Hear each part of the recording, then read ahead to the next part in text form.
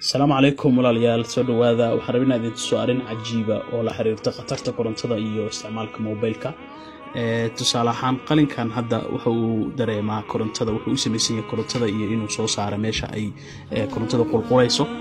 qulqulka korontada hadda marka fiirisid meeshan korontada leedahay socketkan waa kii wire-ka darbiga la gashanay koronto maadaama uu leeyahay jaajarka markaan telefoonka jaajarka aan isticmaalayno jaajarkeena koronto uu leeyahay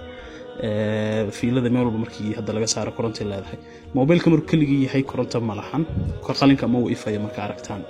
ifan hadii la daaro xitaa marka waxa halkan ka arkaysaa tusaale markii la geliyo seebo uu noqonayaa marka qalinkii soo qabo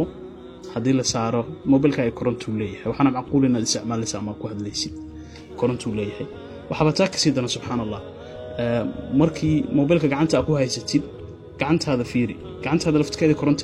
korontada qulqulkeedii uu saameynaya jirkaaga gacanta kala fiiri marka oo ma santiin walaalayaal ciladaas waxa u baahnaynaa maaragtay aad insha Allah iska ilaalisaan walaalihiina gaarsiiyo insha Allah